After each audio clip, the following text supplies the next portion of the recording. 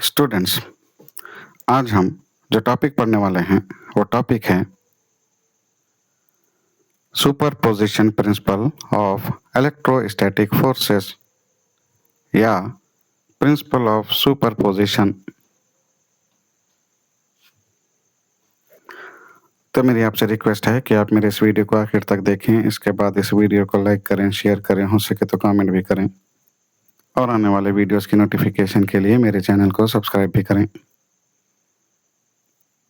तो इमेजिन कीजिए एक एग्जाम्पल को, तभी आपको प्रिंसिपल ऑफ सुपरपोजिशन आसानी से समझ में आएगा।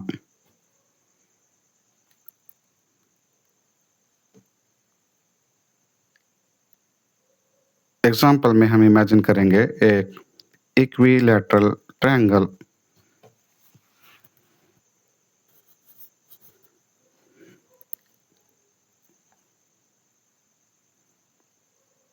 इस इक्विलैटरल ट्रायंगल के तीन कॉर्नर्स, कॉर्नर ए, कॉर्नर बी और कॉर्नर सी।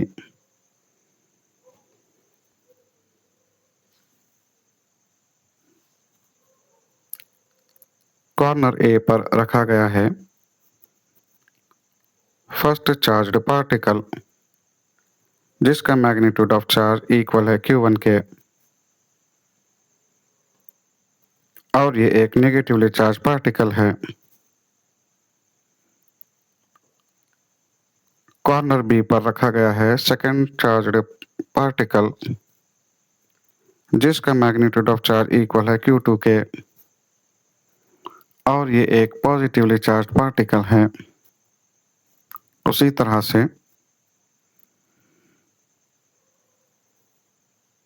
कॉर्नर सी पर रखा गया है थर्ड चार्ज्ड पार्टिकल जिसका मैग्नीट्यूड ऑफ चार्ज इक्वल है Q3 के, और ये भी एक पॉजिटिवली चार्ज पार्टिकल है।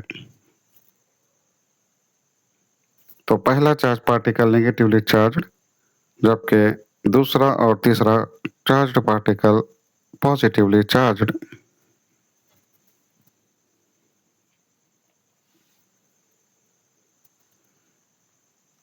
तो इस इक्विलैटरल ट्रायंगल के तीनों साइड्स की लेंथ आपस में इक्वल है। लेंथ बी सी और लेंथ ए सी आपस में इक्वल हैं। उसी तरह से कॉर्नर ए, कॉर्नर बी और कॉर्नर सी पर बनने वाले एंगल्स भी आपस में इक्वल हैं, और हर एक एंगल को कहा जाएगा एंगल थीटा। हमारे इस एग्जांपल में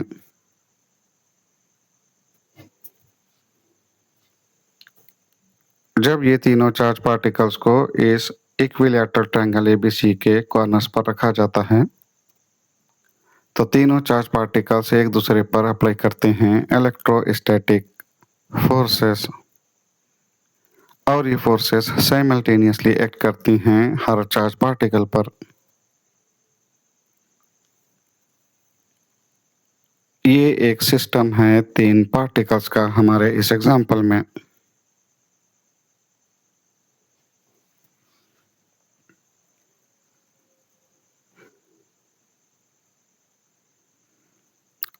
तो फर्स्ट चार्ज्ड पार्टिकल सेकेंड और थर्ड चार्ज पार्टिकल पर अप्लाई करता है इलेक्ट्रोस्टैटिक फोर्स। उसी तरह से सेकेंड चार्ज पार्टिकल भी फर्स्ट और थर्ड चार्ज पार्टिकल पर अप्लाई करता है इलेक्ट्रोस्टैटिक फोर्स, और थर्ड चार्ज पार्टिकल भी फर्स्ट और सेकेंड चार्ज पार्टिकल पर अप्लाई करता है इलेक्ट्रोस्टैटिक फोर्स। इसका मतलब ये हुआ कि हर चार्ज्ड पार्टिकल पर साइमल्टेनियसली दो फोर्सेस एक्ट करती हैं,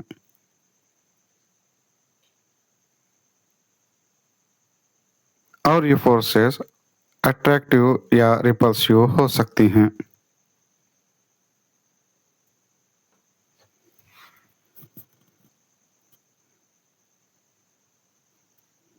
तो आज हमारे इस एग्जांपल में हम ये इमेजिन करते हैं कि फर्स्ट चार्ज पार्टिकल और सेकंड चार्ज पार्टिकल अपने पोजीशंस पर फिक्स्ड हैं, जबकि third charge particle free to move है।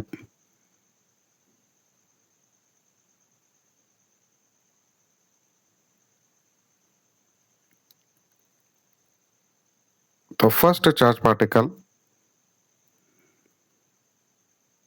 थर्ड चार्ज पार्टिकल पर अप्लाई करता है इलेक्ट्रोस्टैटिक अट्रैक्टिव फोर्स, और ये फोर्स एक्ट करती है along the line joining the center of two charged particles। तो पहला चार्ज पार्टिकल या first charge particle third charge particle पर अप्लाई करता है इलेक्ट्रोस्टैटिक अट्रैक्टिव फोर्स, और इस फोर्स का direction towards the first charge particle होगा, जबकि मैग्नीट्यूड ऑफ फोर्स इक्वल होगा F31 के force on third charge particle due to first charge particle.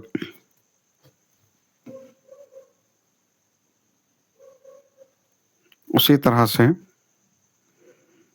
इस थर्ड चार्ज पार्टिकल पर सेकंड चार्ज पार्टिकल अप्लाई करता है इलेक्ट्रोस्टैटिक रिपल्सिव फोर्स,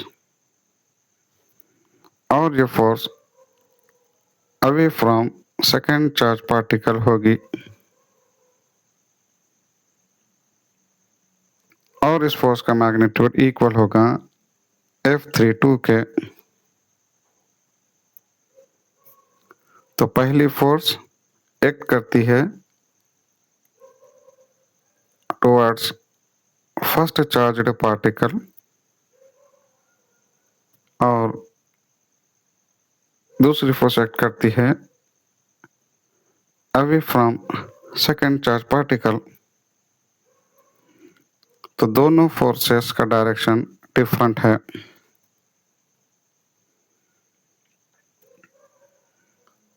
और इन दोनों साइमल्टेनियस फोर्सेस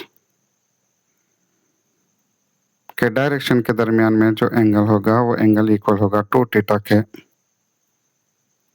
ये एक एक्सटीरियर एंगल या एक्सटर्नल एंगल है, और ये एंगल इक्वल होता है सम ऑफ दीज टू इंटीरियर या इंटरनल एंगल्स के।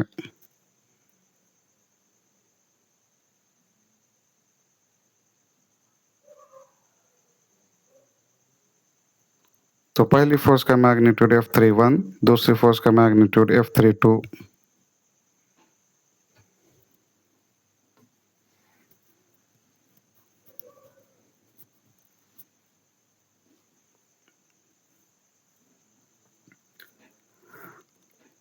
तो जब ये दोनों फोर्सेस एक्ट करती हैं इस थर्ड चार्ज पार्टिकल पर, तो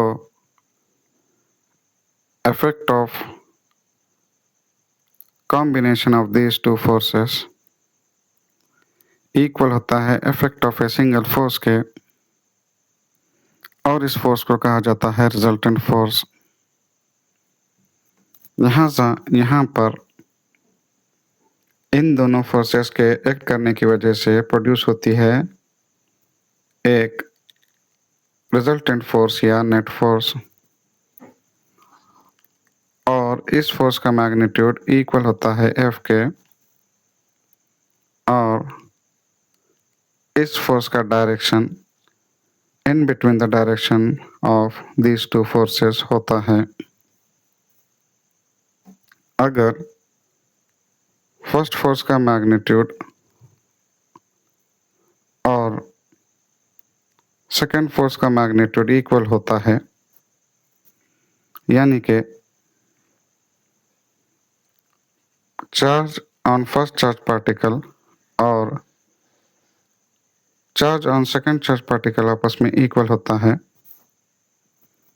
तो जो नेट फोर्स या रिजल्टेंट फोर्स एक्ट करती है,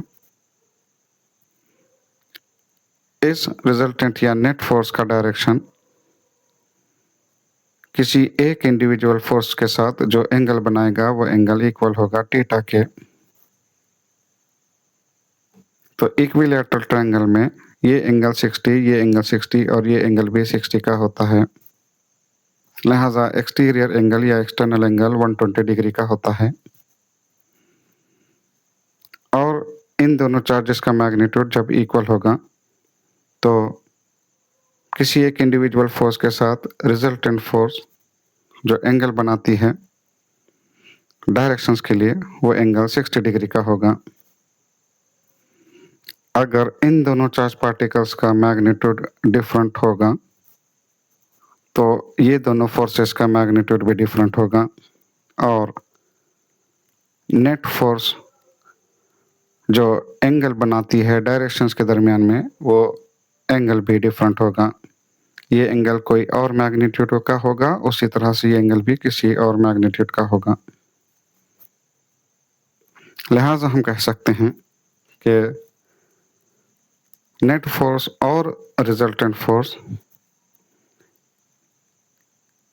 का इफेक्ट इक्वल होता है effect of addition of these two individual forces. या हम कह सकते हैं कि net force on third charge particle equal होती है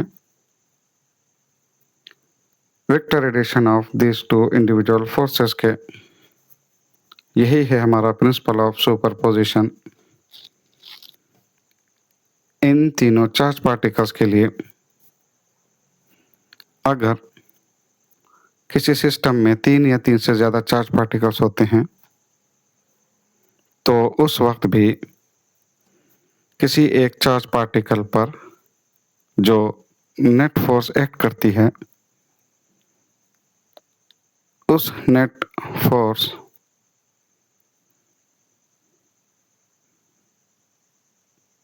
का मैग्नीट्यूड और डायरेक्शन तमाम इंडिविजुअल फोर्सेस के मैग्नीट्यूड एंड डायरेक्शंस के वेक्टर एडिशन के इक्वल होगा। तब आइए देखते हैं प्रिंसिपल ऑफ सुपरपोजिशन को। Statement: the net electrostatic force on A given charge particle is equal to vector sum of individual forces acting on that charge particle due to all other charge particles। ये दो charge particles होते हैं या दो से ज़्यादा charge particles होते हैं। नेट इलेक्ट्रोस्टैटिक फोर्स इक्वल होता है vector sum of all individual forces के, जो 2 या 2 से ज़्यादा चार्ज पार्टिकल्स की वजह से होती है। उम्मीद है आपको मेरा ये टॉपिक समझ में आया होगा।